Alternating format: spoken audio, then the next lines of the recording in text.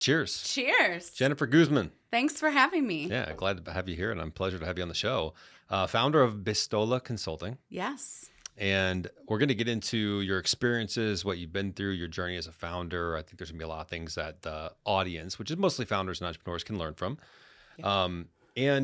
The first thing I want to do is we had a question that came in from our Founder Talk Club. Oh, so are you part of our club yet or no? I am. Okay, I thought you I were. didn't even I see saw the you question. Yeah, so we had a question that came in from Gail. And I'll preface this with your background because I was telling them a little bit about your background and where you came from before you started your business, your consulting business now. And one of the things is before you went on your own and started your own firm, you helped your former employer grow their client base from 150 to 500, which are pretty big numbers. And then they expanded the team from 45 to 150 employees. You doubled the worksite employees from 10,000 to 20,000. I'm reading to make sure I got my numbers correctly. Yep. And ultimately, you prepared the firm for a successful sale in 2022. Obviously, you and the team were all part of that. But the question was, what were some of the strategies that you used to increase your client base, going from 150 to 500 clients? What were some of the things that you guys did as a team to scale that way? Because that's a pretty big jump. Great question. I have a feeling that this is going to end up being the theme of our discussion around authentic connections and relationships. And really what we did, well, one, we were a market by market people approach. So we had a Chicago market, Milwaukee market, Detroit market, and Columbus, Ohio market. And in a time where we could have been virtual with all of those markets, we put human beings in every one of those markets. Interesting. So you had a client relationship manager. So that was my team that really owned the success of the partnerships that we had. It was an HR outsourcing firm, PEO. And what does that mean? Just break that quickly for people listening. Yes. What the hell is that? So for small to mid-market businesses who don't have an internal HR person, we would provide all the HR payroll and benefit support for that group. Got it. And oftentimes I see, especially in the HR space, and especially right now, there's so many people that try to implement a technology solution to replace human beings. AI. Exactly. And my approach is let's use AI to enhance the human experience, not replace it. So with Empower HR, we had a dedicated sales resource in each one of those markets that worked hand in hand with the client relationship manager. So that person had a great network of centers of influence, referral sources, et cetera, that would leverage those relationships to sell those new deals. And then the client relationship manager would really own the relationship and build deep, authentic connections with the clients that we served. And because I was very, I am very competitive, not I was very competitive. Typical retention in an HR outsourcing firm, retention rate is about 80%. I set our goal at 90%, and 3 out of 5 years, we hit 95%. And it was really around, one, we understood what mattered to our clients. 2, we had deep, authentic connections with the people that we serve. So even if we made a mistake, which it happens, we're in the human business, we were able to leverage the relationship that we had with those clients to make up for that mistake. So we'd see people in person. We would be their bat phone. I like to call it the bat phone, and show up for those clients, even if it wasn't something HR related. So client had a major issue or client had a major win. Maybe they hit their sales goal, et cetera. And we were an extension of that team and celebrated every win and every loss with our clients. And I think in a time where technology is rapidly catching up with us, people are still desiring the human connection and the authentic connection. And that's really the strategy and the playbook that we used. And every time we would go to sell a deal, we brought the team along with us, told the story of the work that we did. We were able to say, we understand what matters to our clients. We understand what matters to the small to middle market workplace and workspace. And that was a huge strategy that ended up paying off dividends. Wow. Well, it's one of when you start saying that stuff, I think about our podcast here and kind of the strategy of Founder Talk. And people always ask me, like, what made you want to do it in person and why not do it virtual? Because I could easily have 1 million founders on the show if I just said, hey, this is a virtual podcast, hop on a Zoom or Riverside FM and we'll do the damn show. And it's just more convenient for people. I mean, you came from Chicago today. So it's like, it's not as easy. It's a more challenging path, you might call it, to get people to come here, to have all the equipment, to set up. Yep. But in my mind, it's part of, I think, one, I enjoy doing it in person much better. The human connection is there. You can feel the energy of someone else. Same. But two, it's part of the strategy. It's a better relationship builder. It's a better way to connect with other founders. You can build community around it. You're face to face. You're getting to know someone at a deeper level versus the Zoom calls and stuff. For me personally, I had a couple virtual podcasts before that, and it felt more transactional. Where this, I've noticed, it's just you're really connecting well after the podcast ends. And so it's like anything, you're going to invest a certain amount, and then you can expect, to get that amount on the other side, depending on how much you put in. It sounds like you guys really took that to a whole new level where you said, hey, in a world where everyone is going virtual and dominating by speed, we can talk to a customer in California from Illinois. We're going to slow down. And we're going to go to different markets and get to know the market and know the landscape within that market, the people. We can meet them for coffees and in-person meetings and show up at networking events and be part of the community. That, to me, I do agree. I think it's a little bit, people are getting away from that a little bit, but I think there's almost like a reversal now where people are saying, wait, slow down from all the technology and AI hype, as great as AI is. Let's bring it back to the things that actually matter. Completely agree. And I think if you think about business before even email existed. Whoa, we're going way back. Yeah. That over 40 life, my new glasses, you think about businesses that did extremely well in an environment that had no technological connection to anybody, and were able to hit 10 million, 50 million, 100 million. And how did they do it?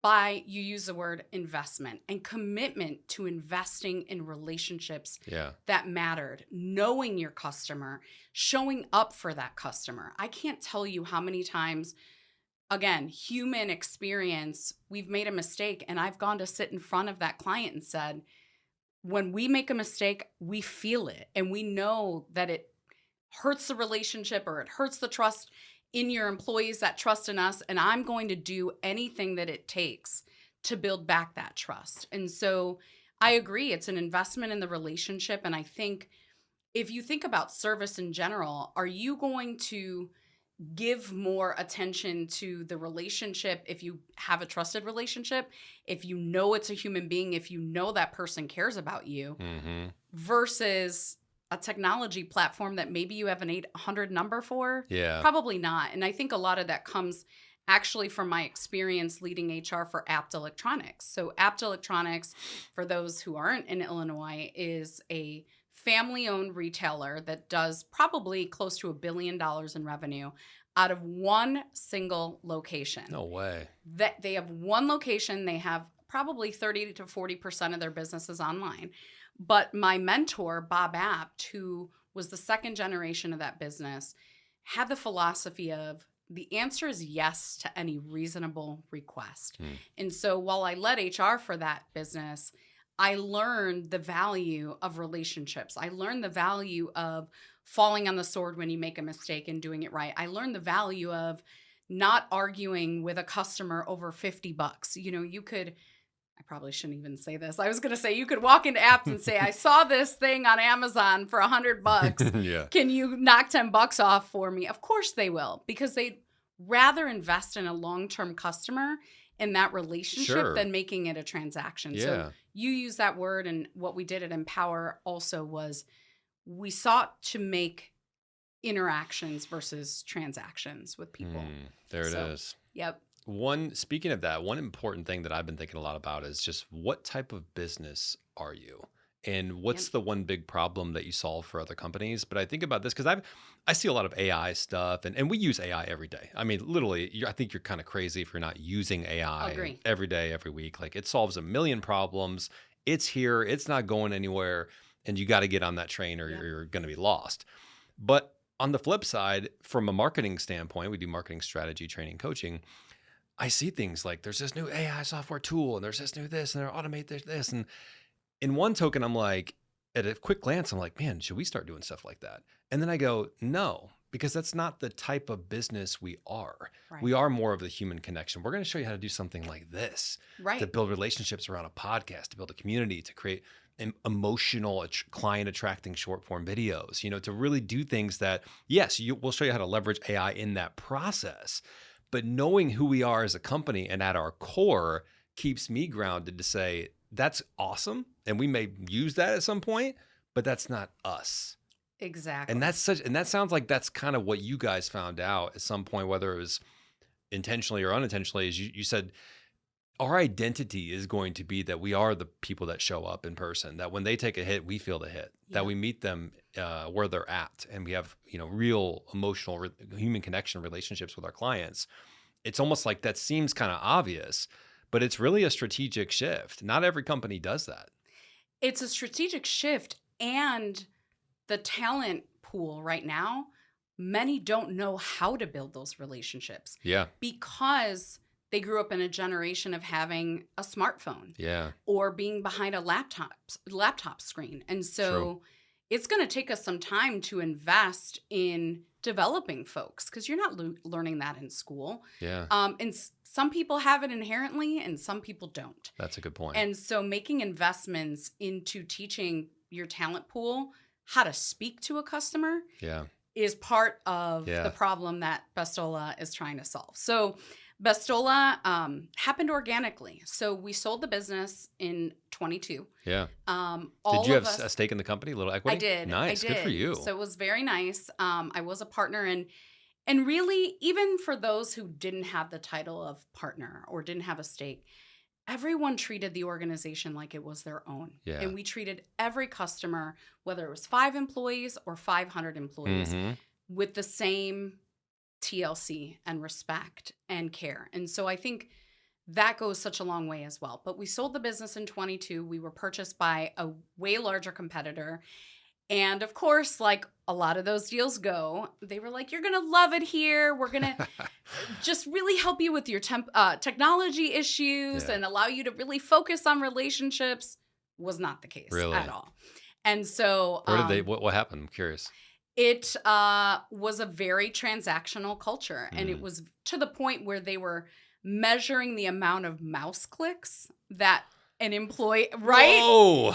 Right? Man. If you're not clicking a mouse enough, Yeah. then you're not productive. As Nothing an says employee. relationship building like mouse click tracking. You know, it's like, Exactly. dude, what? Exactly. Yeah. It was so the opposite of our culture. Wow. And I remember the client experience leader of that business at the time, who was basically my counterpart, said to me, God, you guys are road warriors. You're always in front of your clients. That is just not our model. And I'm like, Wow. well, then how do you expect to retain Yeah. business? But this organization was heavy in acquisition mode, because I would wonder, gosh, you guys have so much client turnover. How are you reporting this to the private equity owner, the investor? Yeah.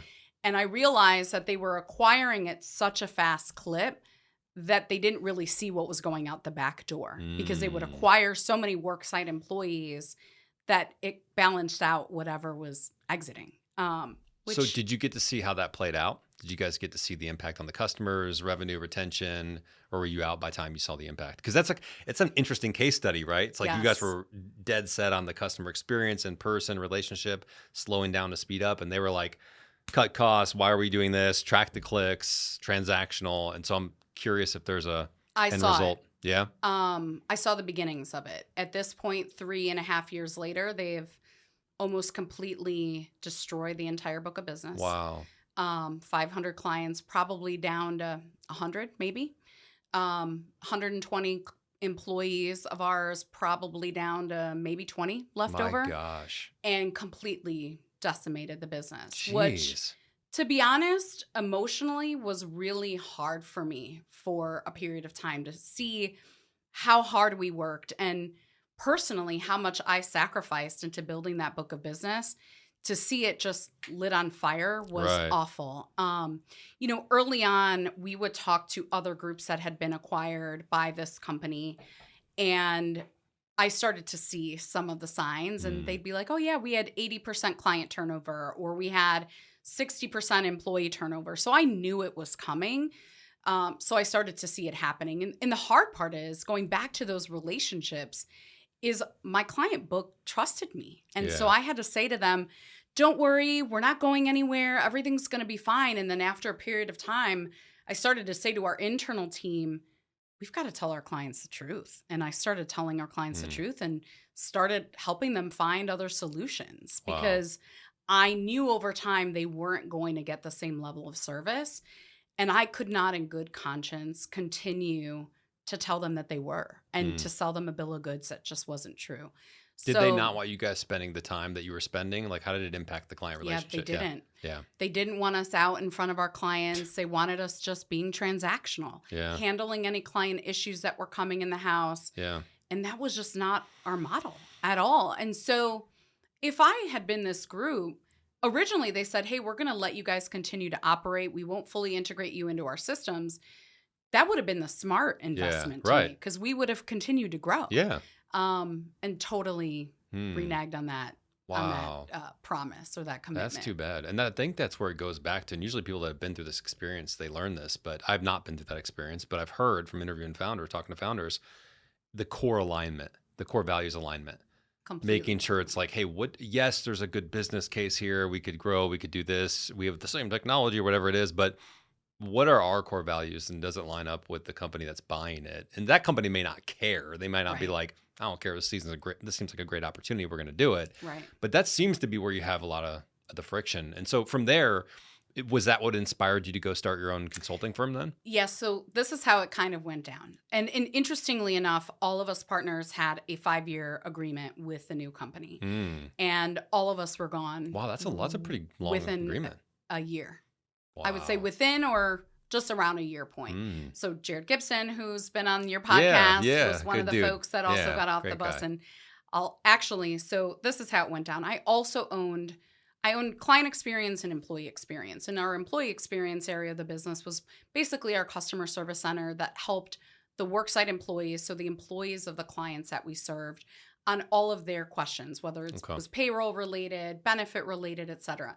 And that's really the team that we built to be that our interactional team, not transactional team, because we understood that someone could be calling in with a benefits request because they have cancer, say. Hey, Empower HR, I'm calling because I want to understand my short-term disability because I need to go out on leave because I have cancer. And we really started to follow the Zappos model of customer service on not expediently getting that employee off the phone, but spending as much time as we needed to help that person through that human challenge in their life. Yeah. And that's why building out experience for this firm meant so much to me, and it meant so much to the team that we built. And we knew that these weren't human resources issues that were coming into our call center. These were human challenges that were coming in, and we were going to handle it with a white glove service and treat every single employee with the utmost dignity and respect to celebrate life's challenges and also great things. We'd have people call in because they needed to add a baby to their insurance or their husband or their wife. Yeah. And oftentimes we would hit them with a give back card. We'd send them a handwritten note to say, congrats on the new baby, or we wanted to follow up with you. We understand you were having chemo treatment. Hope everything is all okay. We're thinking about you. Again, turning that human transaction into an interaction. So I own both of those areas of the business, and it was so rewarding. And so after this business acquired us and that started to go away and the team started getting off the ship because they saw the writing on the wall, I ended up in the hospital in late December 2022, going into 2023. And I have suffered from endometriosis for many, many years. I've had 8-9 different surgeries just related to endometriosis. And this time it was different. And I was in the hospital from, call it New Year's Eve, all the way until the first week of February at Northwestern in Chicago. And had a life-threatening surgery. The surgery that I had went sideways. Unfortunately, they perforated my intestine, which caused it to be a very serious situation.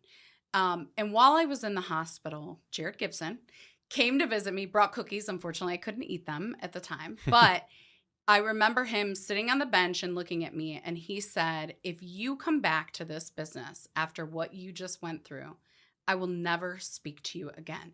Because everybody started getting off the bus at that time, or off the ship, whatever you want to call it. And I had refused to leave because I didn't want to leave my team. There had been some team members that had already gotten off, but there were some that were still there, and they were fighting the good fight, and they were fighting for our clients and the worksite employees of our clients. And I refused to leave. And then God told me otherwise. It was kind of like, let me pull you out. Obviously, it was for a health-related reason, but Jared looked at me and he's like, you better not come back to this business. Wow. It is so toxic. It is so gross. And so I took my full 12 weeks of leave, and upon reflection and Jared's threats, thank you, Jared, I realized as a leader that sometimes you have to show people the way. And it occurred to me that by getting off the ride would show my team that it was okay for them to do it as well. Yeah. And so, because I was like, I don't want to be selfish. I don't want to leave them behind. That's just not who I am. I'm what Jared refers to me as a foxhole friend. I'm in there with you 24/7, no matter what. That's my leadership approach and always has been. But I realized if I don't get off this ride, my team won't either. We're all going to stay for each other, and then we're all going to be miserable, and it's just not worth it. So I left in April of 23. And as soon as I made it public that I had left Empower, which was a very difficult decision to make, I had 5 or 6 people that were either friends or I had done business with previously reach out and say, you're a free agent. Yeah. Great. Can we pay you to help us? Wow. And so thus Bestola was born. And Bestola is named for both of my grandmothers, Bess and Bartola. Bartola died, unfortunately, the year before I was born, so I never got to physically meet her, but she comes to my dreams sometimes, which is great. That's cool. So does this podcast, by the way. Right, exactly. For all listening, I had a dream about recording this podcast the night before we recorded. Yeah. But, and then Bess was the grandmother who helped raise me, along with my dad, who was a single dad. Wow. So I sought to solve challenges in the areas of client experience, employee experience, and team development. And what it really comes down to is, and it's industry agnostic, you have a client retention issue or a client attraction issue, or your team can't talk to your customers or clients. Jen, please come in and help us build the infrastructure around client relations. And so I've been doing that for the last 2 years with clients, small to large, manufacturing, professional services, other consulting firms, nonprofits, and help them really build an infrastructure on how to serve people. And I'm of the mindset, if your team is taken care of and developed, they're going to take care of your clients. Yeah, that's how it has to work. Any business that doesn't invest in their people can rest assured that their client retention is going to have an issue. For sure. Totally agree with that. I'd pause you for a quick second. Yeah. So when you announced that you're leaving the company, right, and you're not going back there, you're getting off the ship, so to speak, you've got just this flood of people saying, hey, you're a free agent. We'd like to work with you. Hey, we've done good work with you before. Hey, I've got a relationship with you before that we still have. I'd like to talk to you. That to me speaks to exactly what we've been talking about so far in this conversation of just the relationship building and the doing good by your people. Yes. And I think that's just like an underrated thing that's when you said that, I was like, of course she had people reach out right away. She was doing right by people. She had built relationships. She believed in the work that she was doing. She served her team. That's what happens when you invest in people. Exactly. It really is. And exactly. I know it's like, oh, well, yeah, of course. But there's a lot of people going very fast. And a theme this year, and I had Brian Smith on here, which is a great episode of IA Business Advisors. Go back and watch if you haven't seen that one. But his advice was slow down. And they're a company that ranked they made the top 5,000 Inc. list, fastest growing companies. And he was sitting here telling me, slow down.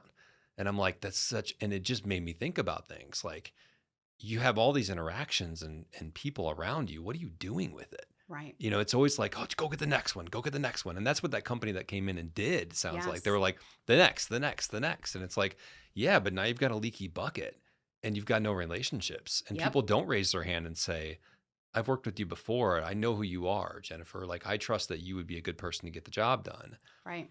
That was all the foundation that you build on. My next question is, where does that come from? Because obviously you had it at the company. So where did it come from in the company? Was that something that you brought in before you came to the company, or is that something that you learned from being part of that group, the original group?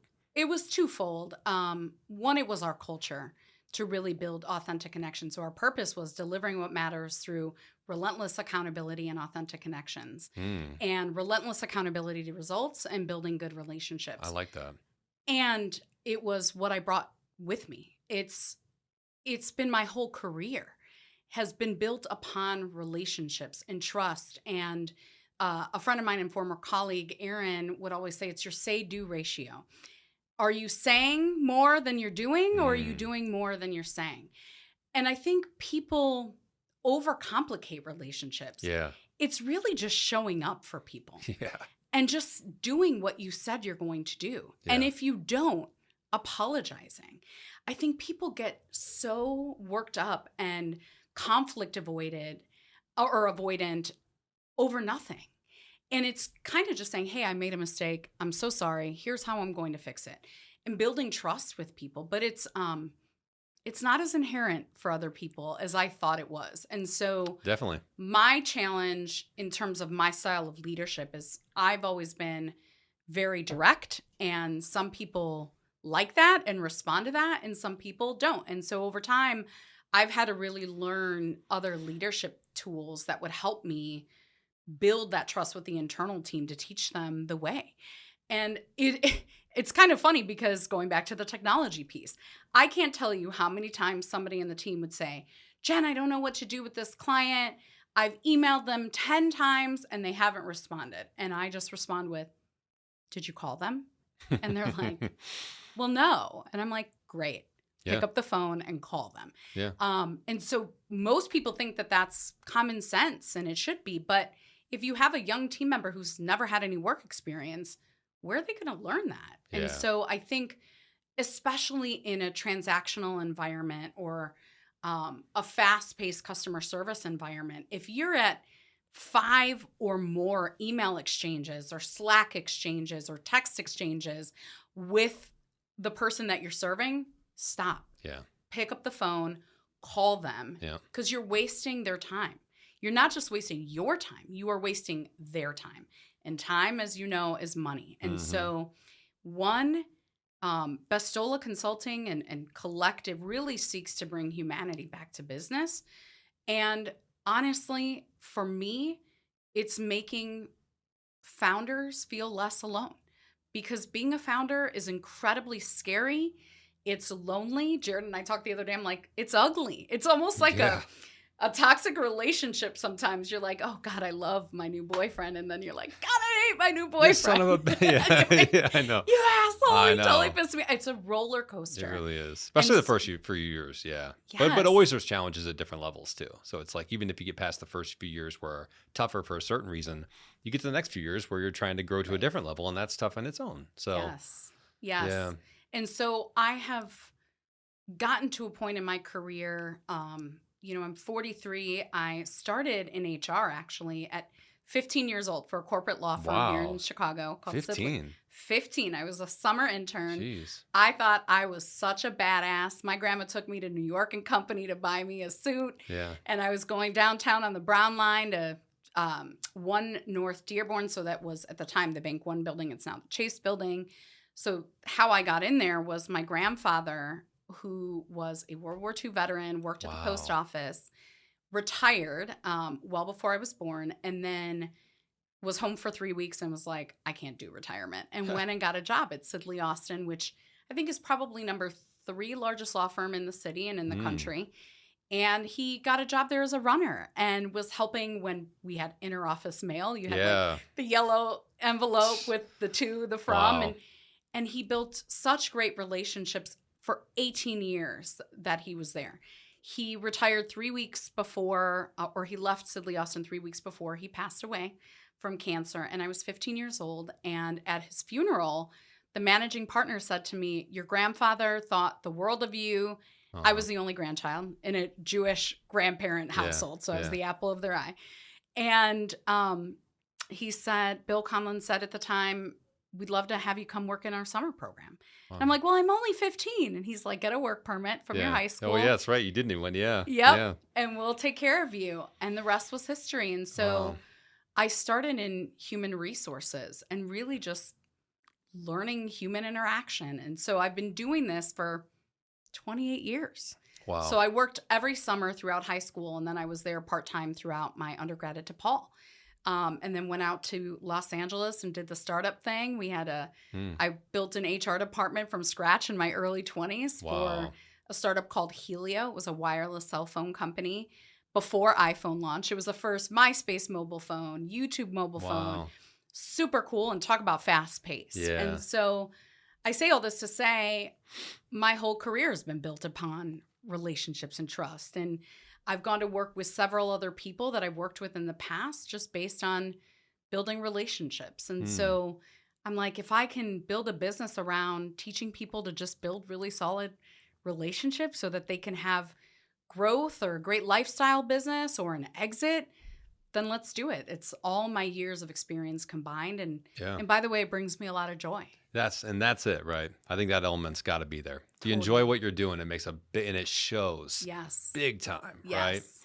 right? So you may have mentioned some of it, but what are some of the mistakes that founders are making right now in regards to what you help them do? What are some of the common themes that keep coming up from working with companies that hold them back from growing their business, having their team do better work, retention, whatever it might be? I think going to your point, back to your point about Brian, people are moving too fast. And because the environment holistically, the market is shaky, we're in a recession. It's a weird time right It's now. a very weird time. I Yeah. personally think we're already in a recession, not headed towards recession. And so what I'm seeing a lot of founders make mistakes on right now is they're operating in a fear-based mindset. And I get it.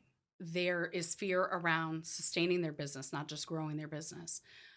There's fear around uncertainty. And so they're making decisions based on fear versus strategic decisions.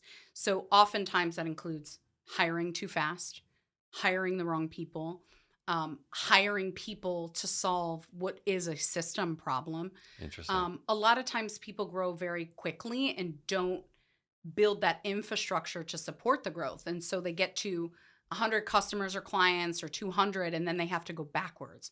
Quick question on that. Yeah. How do you know when you should hire an employee or a person versus just adding a system or AI or technology to it? Because I felt like for me before, there's been times where I've hired people and I'm like, I wasn't even ready for it. Like I just needed a better system or SOP or like technology that could have probably done 80 to 90% of this. But there's other times when you need someone in the role. So how do you know the difference? Typically, what I suggest to people now is, let's use the example. I hear a lot of people say, I need a virtual assistant. I have so much on my plate. That's a very common one. And I'm like, do you? So, right, Yeah. exactly. I'm like, how are you managing your time? That's Yeah. number one. And by the way, I am the cobbler's kid on this because I will say I'm totally overwhelmed. I have so much on my plate, and it's because I'm not managing my time well. Yeah. But what I will recommend to people typically is write down a list of things that are on your plate that are not directly aligned with growing the business, with sales, with implementing whatever processes need to get implemented in order to grow the business. Make a list of all of those things. And once it adds up to 10, 15, 20 hours, then hire a virtual assistant. But if it's like 3 hours, to invest in a virtual assistant or call it a tactical player on your team. Yeah. If you don't have enough work for that person, you're actually giving yourself double work because now you're trying to keep that person busy. You are trying to find work to give them. Yep. And so now you've got even more on your plate because then Yes. you're trying to figure out how to lead that person. It's just too much. So make a list and be real honest with yourself. Mm-hmm. Are you using the right tools and technology in order to support the work that you're doing? Yep. If that list is at 10, 15 hours worth of work, great, then hire somebody. And then same goes for the first full-time employee. Are you a consultant? I've even thought about this. Should I hire somebody to help with some of my client work? And then I'm like, no, probably not yet. And also, I just need to be in that relationship. It's hard for me to let that go. But I think a lot of times people hire quickly instead of solving a process-related issue. Yep. How have you struggled with time management? And then what have you done to get better at it? I say yes to everything. Yeah. Well, I'm recovering from saying yes to everything. Hmm. Because I care, it's just who I am. I also sit on multiple nonprofit boards around the city, which I have been doing for years. I also, at the same time, started another organization aside from Bestola called Rise Chicago. We're going to talk a little bit about that later. Yeah. So I struggle with time management because I say yes to everything and I want to show up for everybody. Now, what's the deeper reason for that, though? Because do you think there's something deeper there that you feel like you need to say yes? Of course, you want to. I can tell you want to serve people. That's great. But is there something else there? Totally. Yeah. And that's why I said I'm recovering, because I'm getting better. I know. Yeah.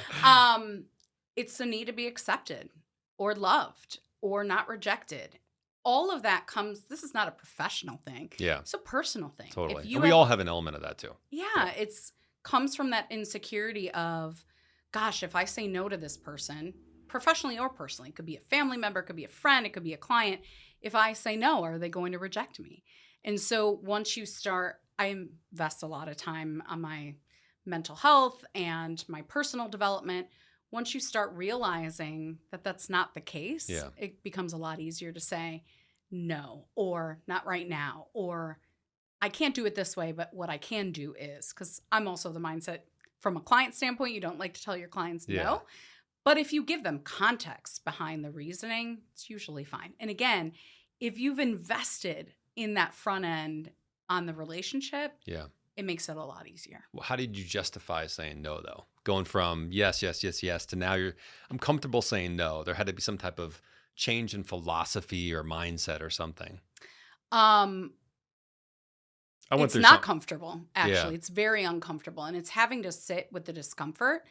The other piece of it for me, and I've always been an open book on some of the development and personal development that I have, but earlier this year, I actually went through a ketamine journey with my therapy group, and which is mind-blowing. So it's medical ketamine process alongside a therapist that helps you unload some of that deep trauma that may have not gotten unloaded during regular cognitive therapy.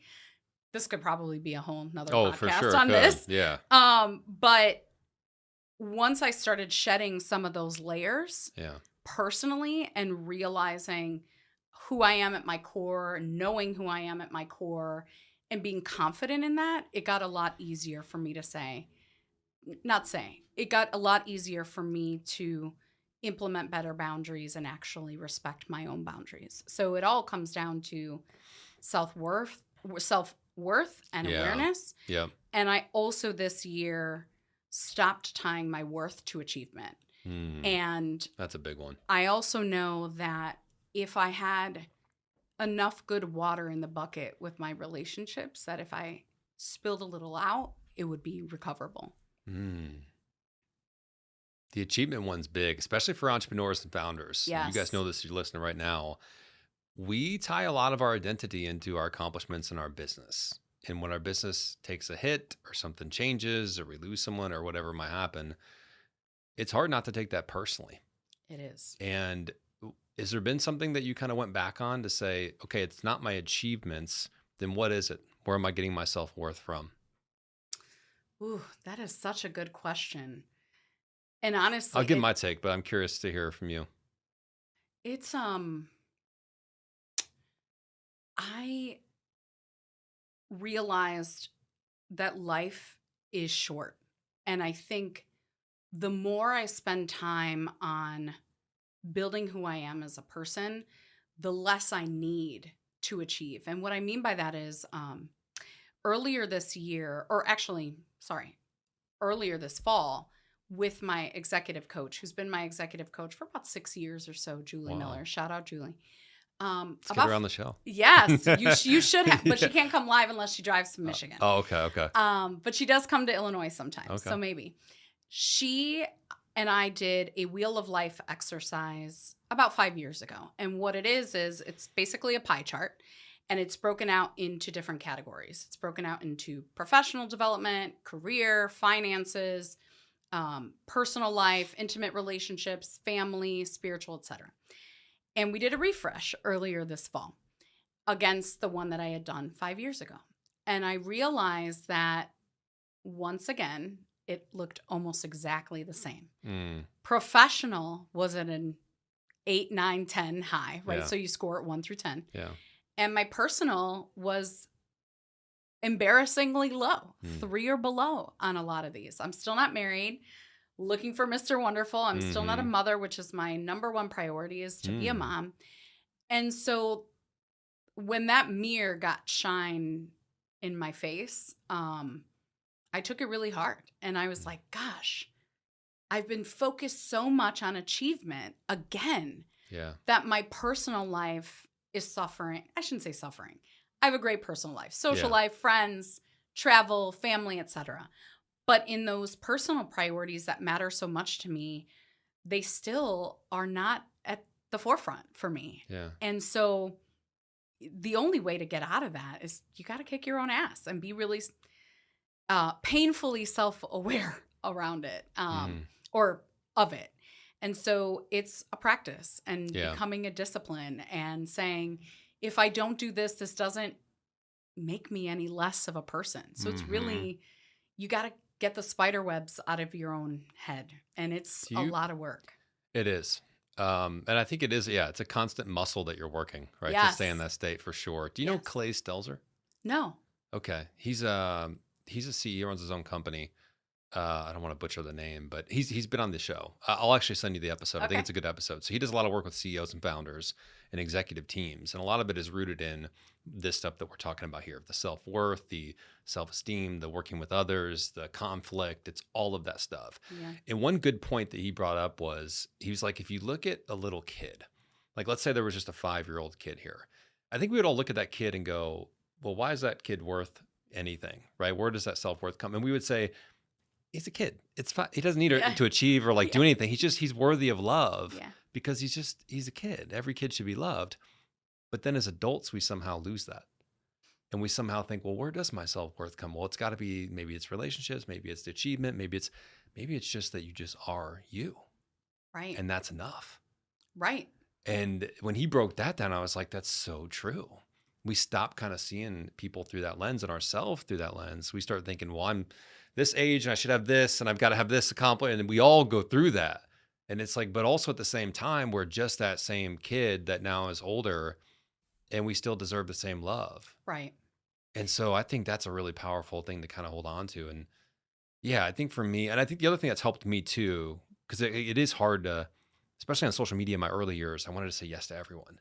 I'd get a DM, I'd be like, I got to respond back. Otherwise they wouldn't think I'm there. Like they won't think I care or whatever it is. But when I noticed is that the successful people that wanted the things I had that were building stuff and accomplished, and this is the time when I had my side hustle and I was working my full-time job back in early 2020, they didn't always get back. And I was like, oh, it's interesting. And now I see why, because they were prioritizing their time. They were focused. Yeah. They were saying, if I get back to every person that DMs me or sends me a message, or certainly there's certain people that you should give your time to, it's worth it, right? It makes sense. But if I let everyone have that same opportunity, how would I ever serve the people that I need to serve that I really care about? How would I ever accomplish the things I want to accomplish? How would I spend time with friends or family or whatever it is? You wouldn't, because you're giving everyone access. And so to me, it's like, it's okay to not respond. I don't owe somebody a response. Right. I mean, if it's someone that I care about and I have a relationship with, I think that's a different story. But if it's a random person that DMs me and is trying to start a conversation and I don't have time or want to prioritize that time, I can just move on and I can be okay with that. Yep. And I think that's something you learn, and it takes time to I think develop that and get to a place where you feel good about that. It's really hard. Yeah. Because it's very uncomfortable, especially whatever business it is. You could be a founder, you could not be a founder. Everyone is bringing their whole human self to the workplace. And so for many people, it is childhood trauma. Oh, yeah. Abandonment. Yes. Abuse, or not childhood trauma, could be abandonment by a spouse, etc.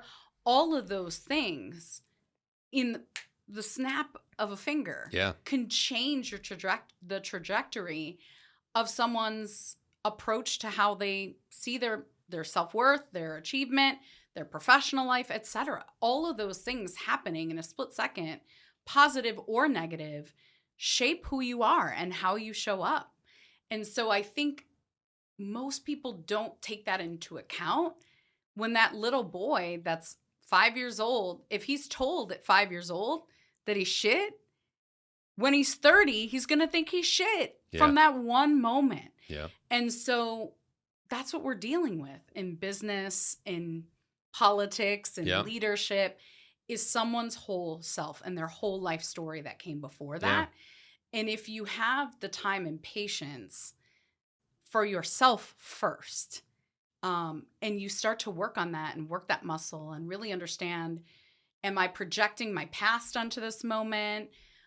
Is this actually happening, or am I being blinded by something that's happened to me before? Again, it's a practice and it's really hard work, but over time it gets easier and it allows you to show up for other people in an even more present kind of way. Yeah, I totally agree. I think sometimes it's easier to hold on to the challenging and bad things that have happened to you and the chip on your shoulder. And you, at least for me, it was easier to use that to fuel me than it was to say, I'm going towards something positive and purpose and mission filled. And I think now it's changed a little bit where I do see a little bit more of that light. But it was like real easy for me to get on the chip on my shoulder, Alex, who went to 3 different high schools that was like everyone doubted, that failed out of, it was easy for me to say, that's my motivation. Let's go. No one believes me. Good. Let's get it today. You know what I mean? It was like, and you could just like, let's fucking go. Right. And I get into that almost like dark energy, I would call it. Yep. But the dark energy helped me create light energy to a certain degree. I almost transferred that energy. But if I'm not careful, it can bring me down a dark path. And it did when I was in high school and a kid. And so I think it's one of those things where it's like, you have to watch that. And I think you do got to move towards something. Maybe there's a little fire underneath you, but I think generally when you mature, you got to be moving towards something that lights you up, that is purpose driven. Hopefully there's a bigger, brighter vision in front of you versus saying, I'm going to go do this because people don't think I can do it, or I got a chip on my shoulder, because that's fleeting. That's not long lasting to me and fulfilling. Get ready. Oh, now I know why I had the dream. So you got to hold the darkness's hand. The darkness? Yeah. The darkness's hand? Is yeah, that good I think English? That's right. And show gratitude to that darkness. Because, and you don't have to let it own you anymore. But I learned through my ketamine process this year, I saw that darkness. It's like Kobe Bryant's Black Mamba. Exactly right. He was able to channel Black Mamba, but then turn it off when he was with his family, when he was with his friends. But for us, I actually had this conversation earlier today. It's easier to use anger as rocket fuel. It's just easy. Yes, totally. But what's underlying is typically some sort of sadness. Sadness is really hard. It's really hard to use as rocket fuel. And so, but you have to show gratitude to that power, to that dark energy, because it got you to where you needed to go at the time. All my life has been fueled by dark energy. And I was never afraid of the dark. And I know that I am full of light as well, but I needed that dark energy in order to survive. Yeah. And I think for a long time, I was kind of salty at it. Like, gosh, I don't want to be this angry, chip on my shoulder person. But two things can be true. Yeah. I don't want to be owned by that darkness anymore. But I'm appreciative to you, darkness. Yes. Thank you for holding my hand and getting me to where I needed to go, darkness. But now you're going to have your own place. And if I need you again to fuel me out, maybe I'll tap into you. But now I know that I'm in a better place and I have all these gifts and I can share this light with the world. I don't need you as much anymore. Or you can use it for power and for good and creating and growth. And I think so many times, that's why I said Black Mamba is a perfect example. Kobe Bryant wasn't a horrible person because he used that energy for winning. Michael Jordan has a similar energy, just doesn't have a name. But I would say, though, that they sacrificed probably 95% of their life Yes. for that dark energy and Yes. to be number one at what they do, which I'm not saying Yes. it's right or wrong, but they gave that thing a lot. Yes. And so it's like, as the founder, you got to say, you want to be the Mamba, you want to be MJ, you Yep. can, but your heroes just gave up every single thing in their life to do that one thing exceptionally well. That's what your hero is. Every single thing. And I think if you haven't watched The Last Dance, which is about... That was such a great... Oh, my God. Dude, I watched it. Came out in COVID. It was like, 10 times. everyone's at home. You're just like, man, that shit pumped me up. It pumped me up. I was like, damn. And then I was like, but I don't want to give up my entire life for one craft, though. Exactly. Yeah. Exactly. But you see but you MJ, took pieces of it. Yeah. Episode 7. Man, just a dedication to greatness. Like, yes. God. Dude, episode 7, at the end, when somebody, I think BJ Armstrong gets asked, did you perceive Michael Jordan as an asshole or a nice guy? And he's like, no, he was an asshole. Yeah. Because he knew he had to be in order to get shit done. And then they break to Michael. And he talks about leadership being a sacrifice and pulling people along when they don't want to be pulled and being on the front lines, taking the hits that your team isn't going to take. You're taking it. Mm-hmm. And at the end of the scene, he says, if you don't want to play that way, this is the way I lead. This is the way I play the game. And if you don't want to play that way, don't play that way. And he goes to break and you see him get teary-eyed. And obviously he's a lot older than Kobe was. So probably when they recorded this, he was 60, somewhere around there. Yeah. And you see him become human in that moment and realize how much he sacrificed. Oh, yeah. And how many beatings he took to be that leader. And does he regret it? No. But I could tell that it causes him pain. Yeah. And you see it on his face. And so, yeah, to founders, it is a massive sacrifice. And it's difficult. Yeah. However, you can find a lot of beauty in it as well. And everybody has a role in life. Sometimes you're the creator, sometimes you're not. Yeah. And I think what we're seeing right now is a lot of people being hungry to be the founder or the creator to solve problems in the absence of leadership. And I think a lot of people are saying, you know what, my leader sucks, so I'm going to go do this on my own because I'm a really good subject matter expert and I'm really good at my craft. But I don't think they go into it eyes wide open and don't realize how difficult it actually is, especially when you're accountable for a team of people. Because you're not accountable for just 10 employees or 20 or 50. You're accountable for them and all of their families. And the amount of sacrifice required to do that is extraordinarily great. That was really well put about the dark energy and being grateful for it, knowing if you need to tap into it, you can, but not letting it consume you. Yes. Because I think that's very common, especially people that build very successful companies. There's typically a chip on their shoulder. There's something they're proving. And they go on to do great things. Yeah. But then later on, I often hear from them saying, I just didn't spend any time with my kids, or they don't know me, or I didn't spend this, or I wish I would have done this a little bit differently. So that's always the balance for me. It's like, I want to go get it. I want to be the best at this. I want to be the MJ of what I do. And then there's the other side where I have 2 daughters, 11 and 9, but I also want to really be there for them. And I don't want to miss a moment, and they're super important to me. There's a saying that is, no one remembers how hard you worked except for your kids. Wow. That's a good one. And it's the truth. Damn. And I have already sacrificed many years of my life to be a mother, or in spite of being a mother. Right. I went through 8 rounds of IVF as a single woman to try to get pregnant. Wow. And then I realized it wasn't the time. And the reason that it wasn't the time is because I hadn't created the space. So I was working with science to try to make my body do something, but I hadn't made the space for that child yet. And so I started to realize I have to create the world for my child now, not when they get here. Yeah. I have to start it now. And if I don't start saying no to things, if I don't start taking commitments off my plate, the space is never going to exist. Energy is energy. How can you have that child come into a place that's full of energy and has no room?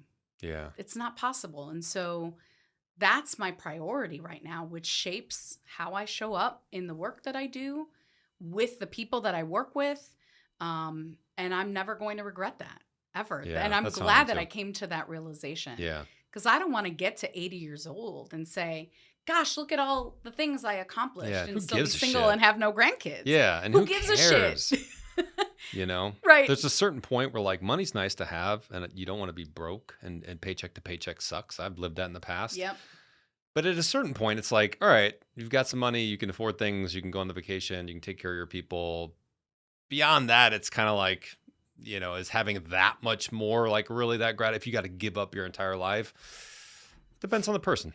You know, it depends on the person. There's a bunch of different ways to build it too. I think that's what's cool about being an entrepreneur. There's a bunch of different ways to do it. Absolutely. So. And P.S., I've heard of probably 4 people in my circle in the last 60 days that have died at a very young age, 60 or younger. 60, 43, 49, and 40. And my point in saying that is going back to Kobe. You also don't know. I think we make the mistake of thinking we can control everything, including our mortality. Somebody can go out and get hit by a bus tomorrow. Yeah. You just don't know. And so live your life and teach your kids how to live their lives, not how to be the greatest at every single thing that they do. Right. It's kind of funny. My dad is a Mexican immigrant. He came here in 1975 with nothing. Wow. A couple $100 in his pocket. At 18 years old, or excuse me, at 20 years old, there was no Google Maps at the time, no technology. Came here from a small town in central Mexico and made a life for us. And he's a retired union cement finisher. Wow. So So literally has worked on his hands and knees his entire career. And he, once in a while, will go back and help my cousin or his old company still finish cement at 70 years old.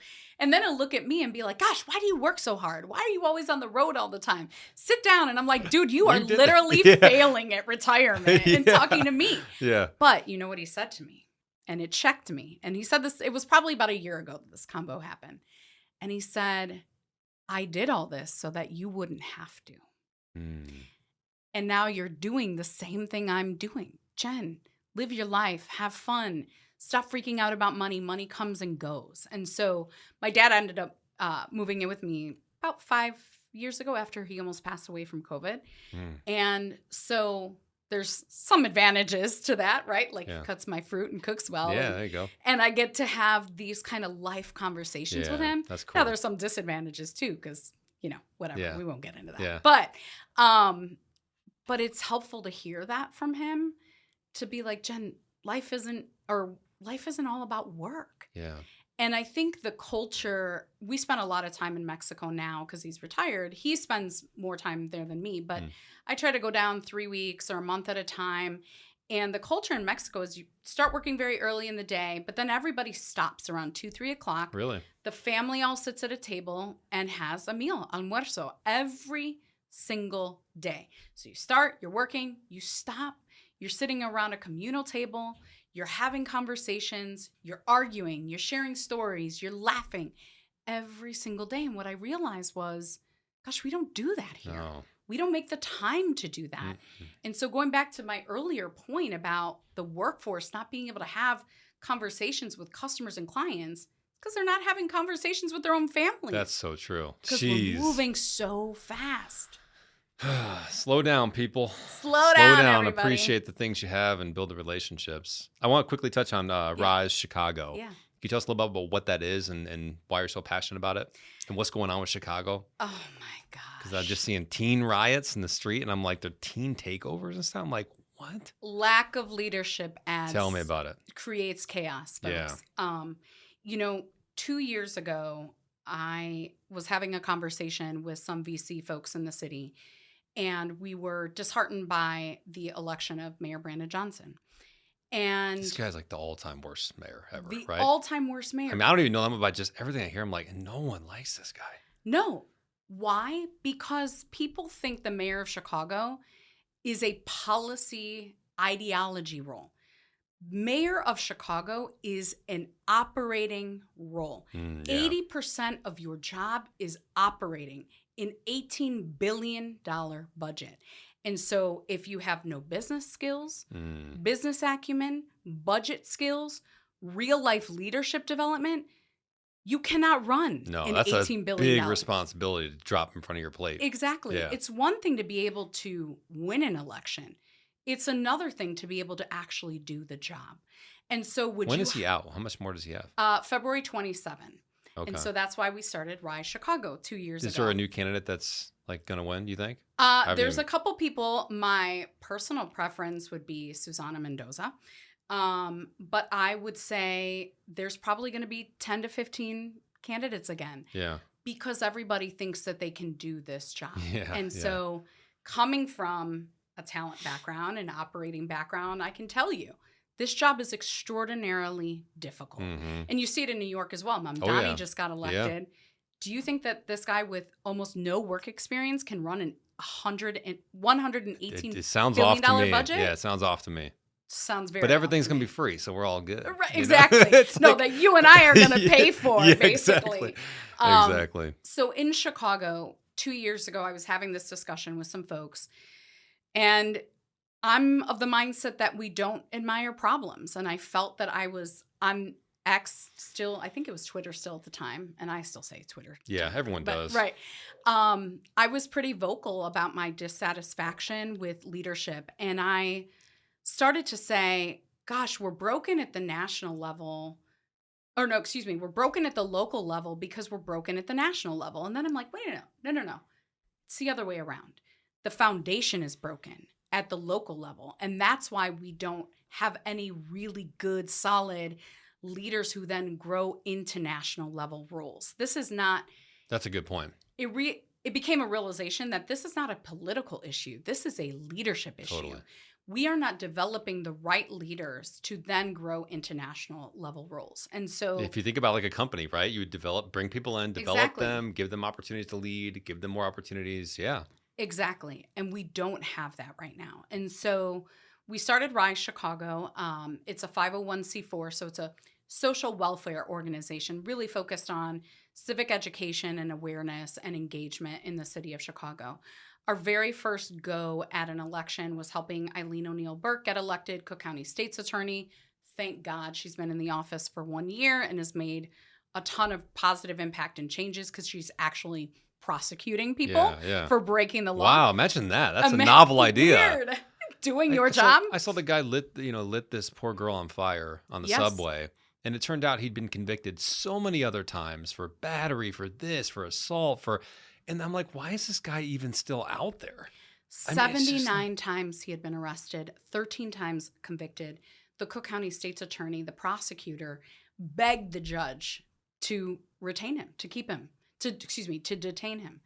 And the judge said, I can't put every single person in jail that the Cook County State's Attorney asks me to. And so is it a capacity?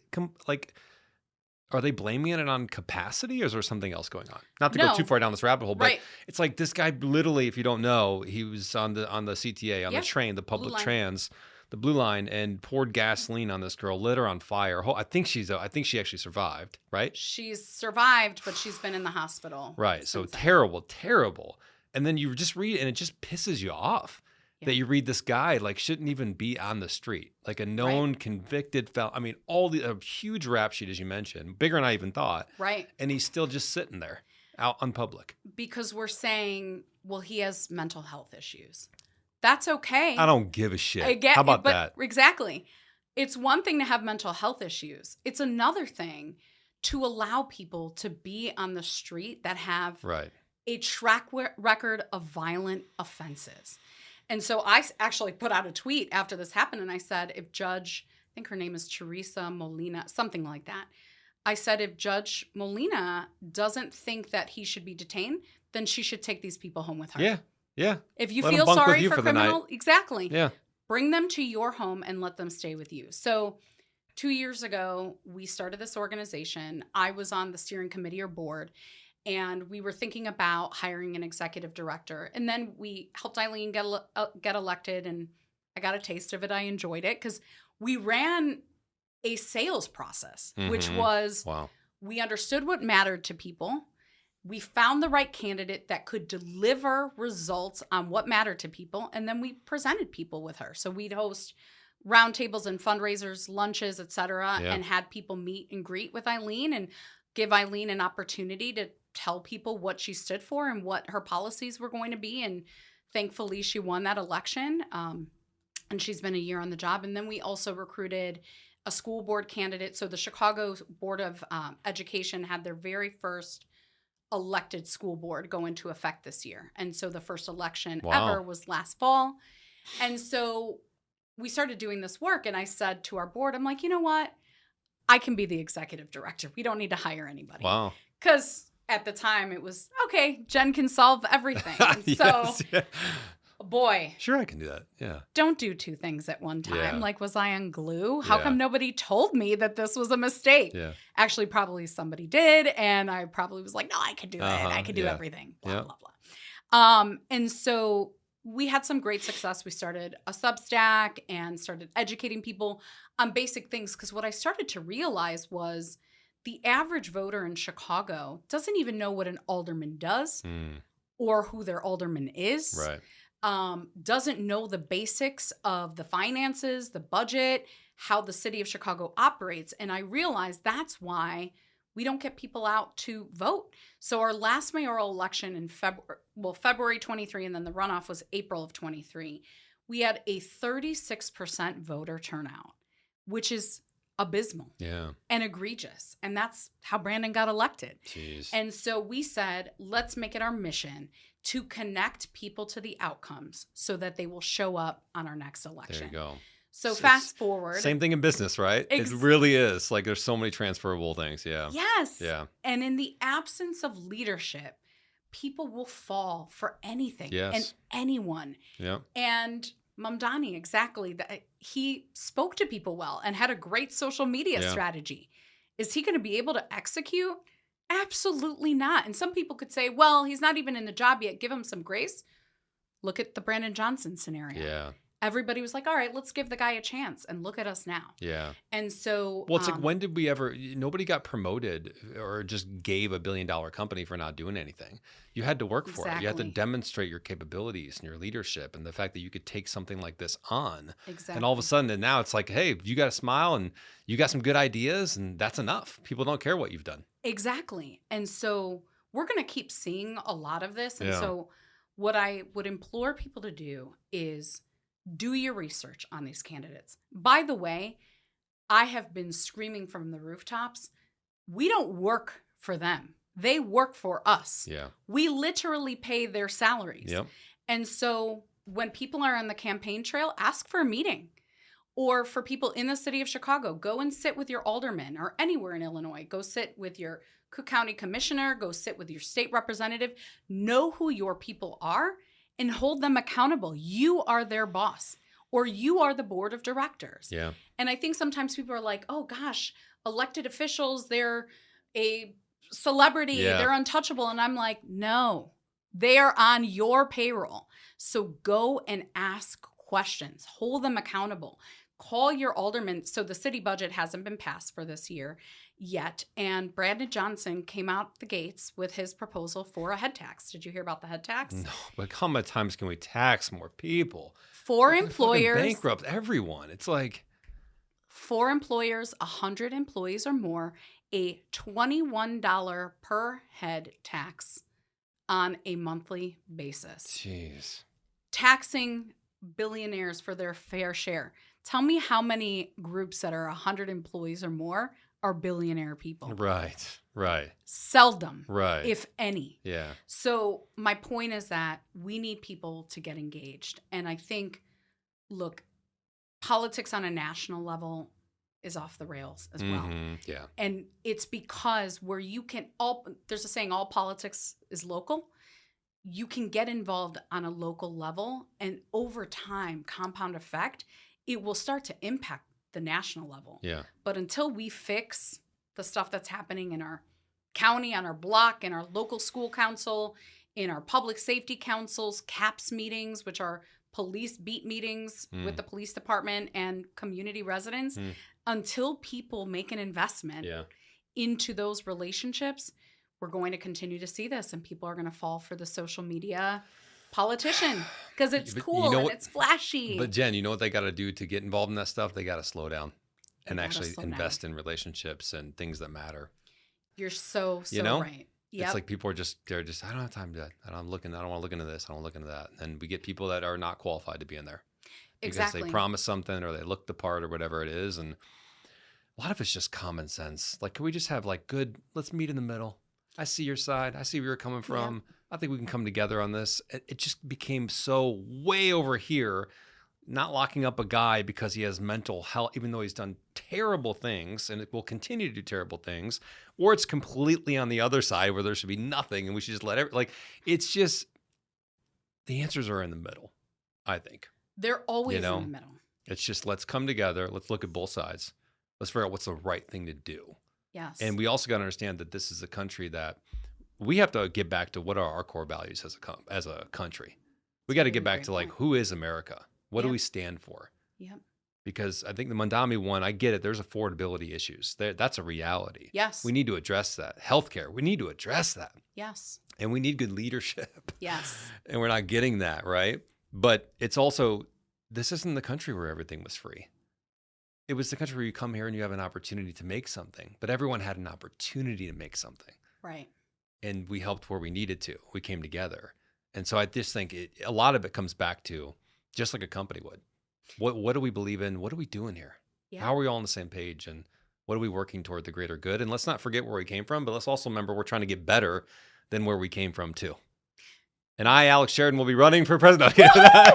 I'll get behind you. No, definitely not. Jen, this was awesome. I love, this was a really, really good conversation. I didn't know where it was going to go, just like most episodes. It's up in the air, but I'm really happy that it went the way it did. And I'm happy that we went the direction that we did, because I think a lot of people are thinking about these things, but don't always get it out there or have someone to talk to.